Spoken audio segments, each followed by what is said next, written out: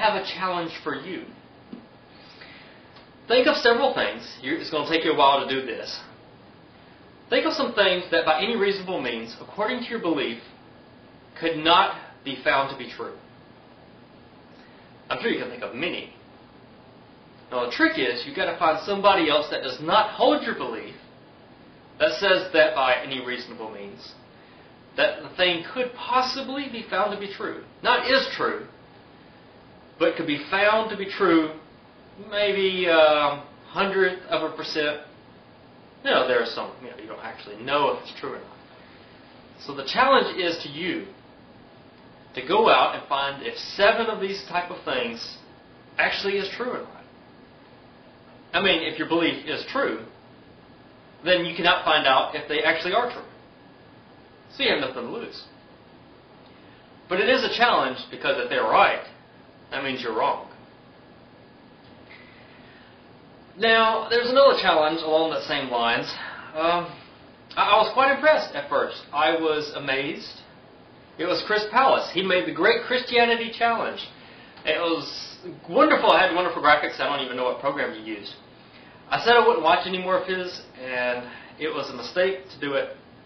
He posted a video response to a Davis Fleetwood channel, and so I clicked on his, curious of what it was, and I was surprised. I was going to leave my 7 answers. And his was slightly different. It is 7 things that if you found it to be true would cause you to become a Christian. And of course Christians, it's about the opposite. 7 things that would cause you to forsake Christianity. Yeah, kind of always a word, but we'll let him get away with that. Too bad, the atheists could have list 7 things that would cause you to believe in impossible, magical things. But anyway, I was going to list 7 things. I thought that this was great. Christians and atheists get together and list 7 things. I was kind of hesitant, though, and I was going to ask him what his 7 things that would cause him to forsake Christianity was. And all my hopes went down the drain when I found out what his 7 were. And I have them listed here. But before I list them, I suppose the point of his video was, and he says it at the end, if you cannot think of a single response to the video, then there must be something wrong with your beliefs and you should go analyze it and figure out what it is. And I agree. But there's not something wrong with your beliefs, there's something wrong with your head. If you cannot think of a response to the video, if you cannot name one of these 7 things honestly, you are mentally retarded. And we'll get along to why that is. So if passing the video, this Christianity challenge means absolutely nothing. If an atheist lists 7 things, who cares? If a Christian lists 7 things, the Christian will say, oh, I passed the Great Christianity Challenge, yay, good for me. Of course, made by a Christian, it really doesn't mean much, does it?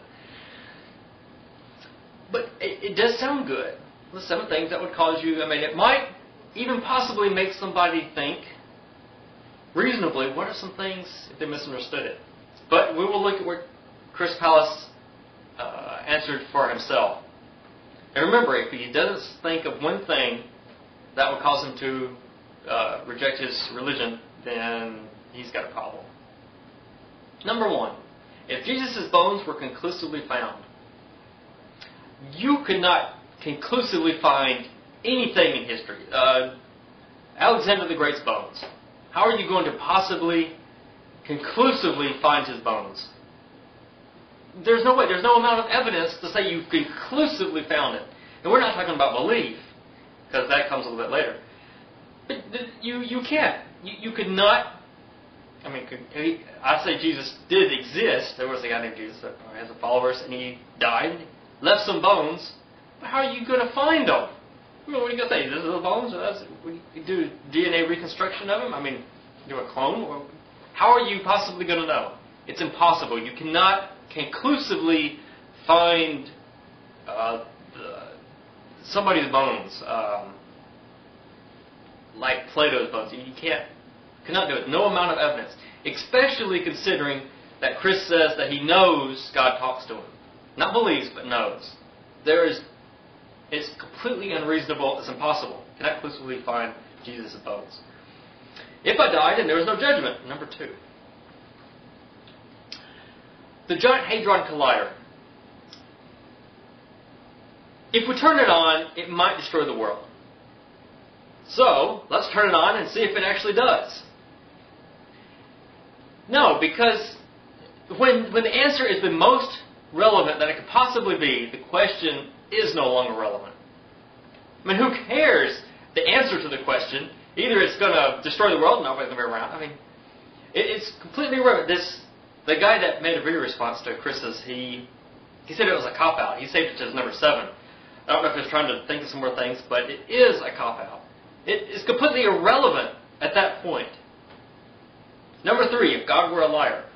Well, first of all, he is, if you read the Bible. Second, it doesn't make any sense if he's a liar. What created the universe? How does he lie? What would that even mean, that the most ultimate being lies? How? I don't understand, because he tells what everything is. Besides, Chris made a video and he said that God can't lie. And he's right. God can't. It doesn't make any sense. Besides, how would you find out? Who are you going to ask? And if you did find out God was lying by some miraculous means, you just modify your memory or something like in Harry Potter. You can find out he's a liar. So that one doesn't make any sense. That's ridiculous. If God turned out to be not as described in the Bible, number 4. Well, if he did turn out to be as described in the Bible, I think you should reject Christianity anyway. But, maybe you'll like that kind of guys. But how are you going to find out that? Let's say if you meet him in heaven, again, a cop-out, completely irrelevant at this point. But we'll say he's not as jealous as he says he is. I mean, maybe he's all loving and he's, letting people go to hell and not giving them enough evidence when they ask her, please give me evidence. Do something. Going to hell and, I can't do anything with you, I'm not going to forgive you of your sins, can't get into heaven. How are you... I don't understand how could you possibly find it out if he's not as described in the Bible?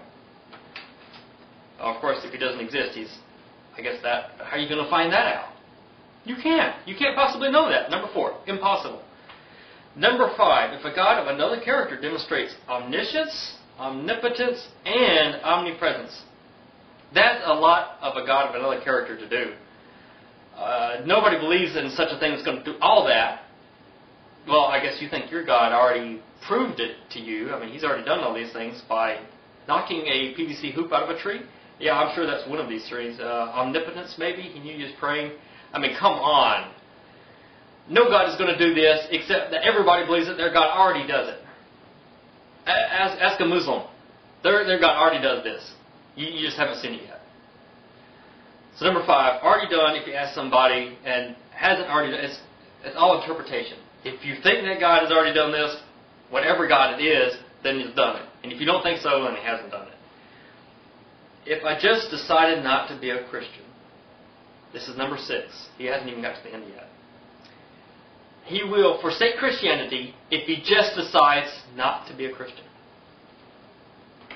Now, if that says anything, I completely miss what that's trying to say. I cannot get any information from number 6.